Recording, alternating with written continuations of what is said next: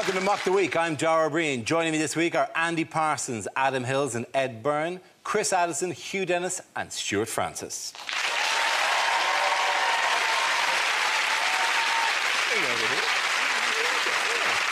We start with a round called Headliners. Here's a picture of the Prime Minister with two of his cabinet colleagues. But what does CAFS stand for? Is it George Osborne's middle name's Crepuscular Addendum Fandango Sousaphone? Is it couldn't arrange a fondle in a strip club? Cocky, aristocratic, foppish and smug.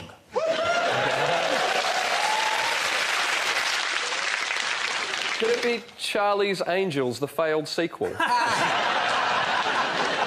Is it Cruising Area for Sex? Is it, in fact, from left to right, clueless, albino face, slaphead?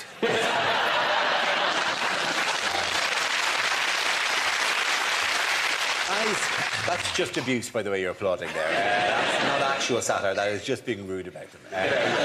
Is Cameron simply saying, crikey, a fox, splendid? It's written all over the toilets here. Is it Chris Addison Fancy Stewart? Okay, I'm going to move towards the correct answer, please. OK, is it Cameron apologises for sexism? Yes, it is. Well done, thank you very much. Hugh, there you go.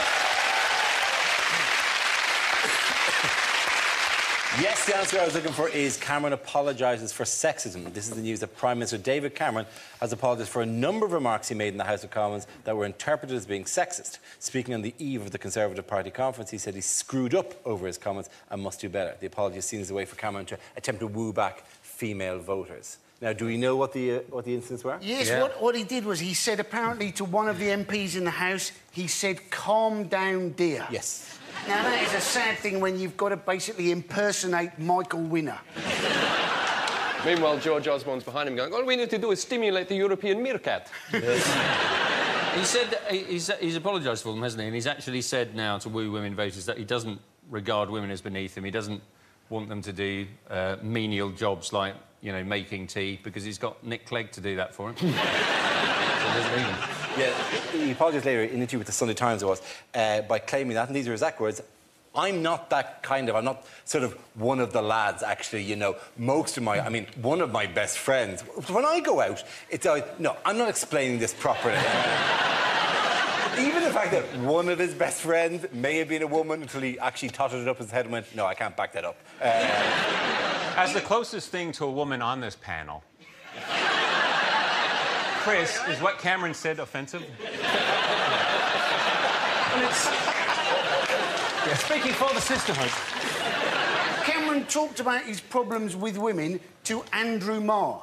Now, there is a man... Yes. Who will understand that, a man who took out a super injunction to try and prevent people talking about the fact he was having a fling with a journalist.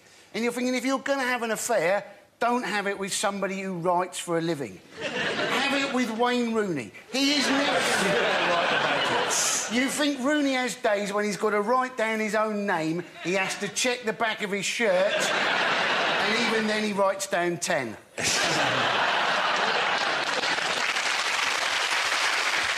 You know, there was another comment that he made to the MP Peter Bone, who has apparently a tendency to ask questions referring to his wife, and saying, oh, well, this would certainly make Mrs Bone, you know, and would use her as every woman, I think, in the questions. But he referred to it once after he asked some questions, says, Cameron said, I do feel now that a very big part of my life is trying to give pleasure to Mrs Bone. I feel on this occasion I can only go so far.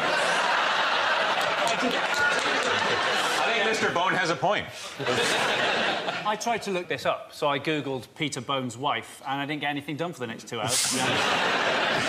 It does sound like a child's pornography book, doesn't it? Like see Peter's wife. Peter Bone's wife. He also said, there's a quote from Cameron, I'm aware women are not as supportive of the coalition as others. Now, who are these others? He means men! He can't even be bothered to call us people, can he? Moving on, what did Cameron say in all these interviews that the British were very good at? Inventing. Inventing, yes. Yeah. He suggested... An actual quote from him was, "We invented the jet engine, DNA, the World Wide Web." And you know, I don't know what we used to do before you invented DNA here. What he doesn't realise is, in Australia, the DNA spirals the opposite direction.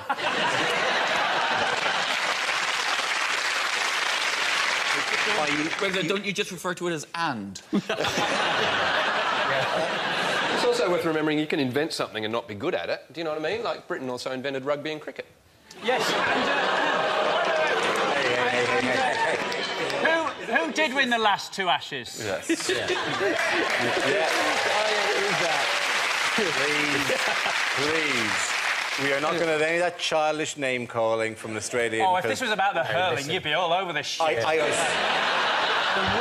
was actually going to point out that Ireland beat Australia, but, you know, what the hell. I would just like to mention that I was out there for the cricket over the winter, very enjoyable. And nothing better than hearing the Barmy Army sing to the Australian fans, "Send her victorious, happy and glorious, long to reign over you." And follow it up with, "Your next queen is Camilla Parker Bowles." Camilla Parker Bowles. Camilla Parker Bowles. You very much brought that on yourself. Who might George Osborne have offended during his speech? Eric Pickles, Eric Pickles, yes, apparently... All right, it's not a great photograph of poor Eric Pickles, but he's beginning apparently... Find a great photograph of Eric Pickles.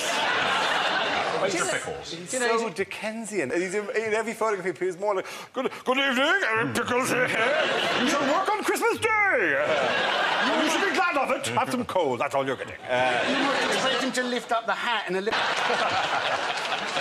It's odd, though. He's always referred to as Eric Pickles. He's never referred to as Mr. Pickles. And that is possibly because Mr. Pickles makes him sound like a cat. One of those overweight cats that has to back itself into a corner to clean itself.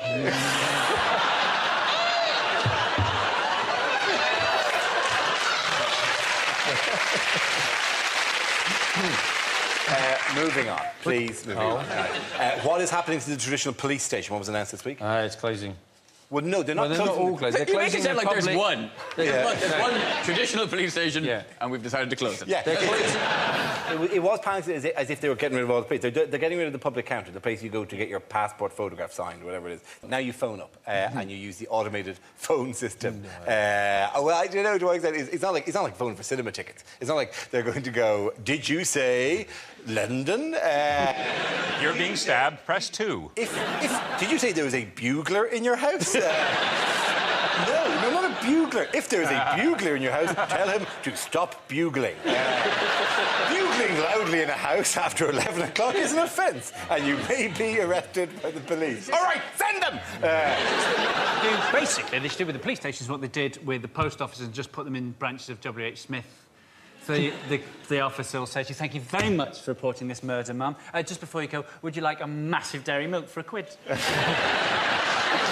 The grey area between what is an emergency and what is not an emergency. Are you going, "Ah! Emergency"? Yeah. No, not emergency. Are you speaking really quietly because there's somebody in the house? Yeah. And you're I'm being attacked by the man from Lurpak Better. Yeah, that would be really weird as the guy from the Lurpak Butter attack chat. You need to put him in a glass. I think I can hold him off as long as until the heating kicks in.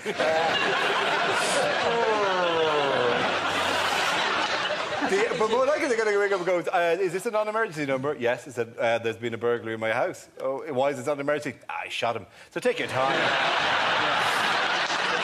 He's not going anywhere. OK, at the end of that round, the point's going to Ed, Adam and Andy.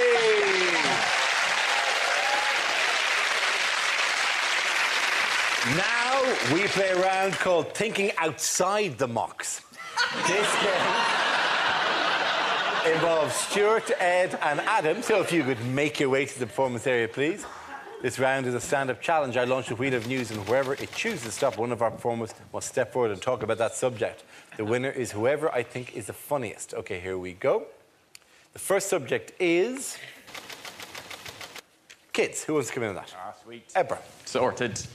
Know about this now. Ah, yes, kids. I became a dad 9 months ago. And I haven't let it change my life completely. And that, well, the one thing I'm worried about is I don't want to be one of those people who prefaces a statement with the phrase, speaking as a parent. Speaking as a parent. Gather round, everyone. He's speaking as a parent now. Quick, come in. No, bring in the people from the other room. He's speaking as a parent. No, he was only speaking as an arsehole before. Now he's speaking as a parent. Yes, oh, sage one, speak. Tell us your wisdom. Impart your knowledge. Speaking as a parent. Doesn't it make you want to stab them as a maniac? Because the thing is, you read the books. There's loads of books you can buy on being a parent. That's why, there's millions of books, in fact. That's why I get really annoyed when people use that excuse for their bad parenting. They always come, oh, well, you know, kids, they don't come with an instruction manual, do they? No. You have to buy one.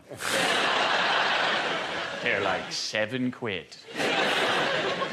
But the books, the one thing the books warned me about, it hasn't turned out to be a problem. Books warn me that, that sometimes the man can become jealous of the affection the woman gives the child.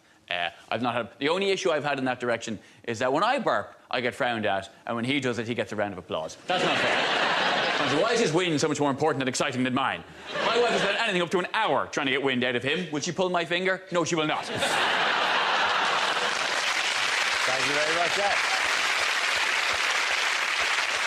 OK, let's spin the wheel again. The subject is travel. Who is coming at? Adam. Yeah. I'd like to say something, and in particular because Stuart Francis is here, I love Canada. I love Canada. Because Canadians are normally the politest, quietest people on the planet. The first time I went to Canada, I went to Toronto. And in Toronto, they had, at that point, the world's tallest tower, and they were half an hour from Niagara Falls. Not one person boasted about it. If I'd landed in an American city with the world's tallest tower, it would have been, good afternoon, ladies and gentlemen, welcome to Boston, home of the world's tallest building! The only reason I knew it was in Canada was that I went to the hotel reception and went, oh, what should I do today? And the guy went, oh, maybe check out the CN Tower. Oh, really? Why is that? Oh, no reason.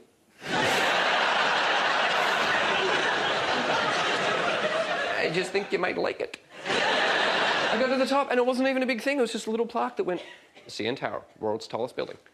And I went back to him that night and went, it's the world's tallest building. And he went, oh, yeah, that's right. I thought you might like it. How do you feel about waterfalls?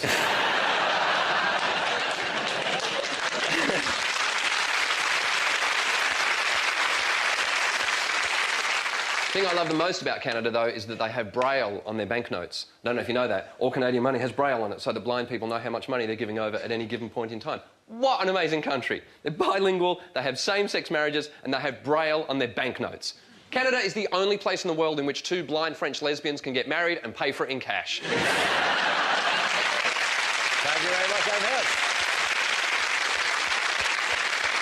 OK, that leaves us with Stuart. Let's see what topic you've been left with. Let's spin the wheel. It's romance.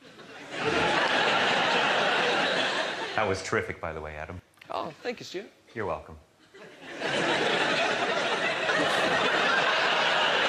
Ladies, in bed, I like to spoon. Anybody else do heroin? Am I guilty of being romantic? You be the judge. A bottle of champagne on ice, the dulcet voice of Luther Vandross fills the air. A trail of rose petals lead to a bed on which I'm lying naked. Bedroom door slowly opens and I whisper those three special words. Happy birthday, Dad.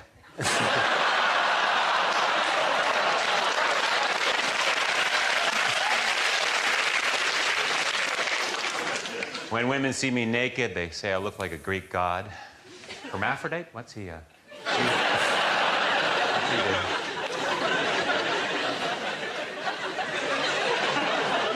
I like my women the way I like my skis, rented.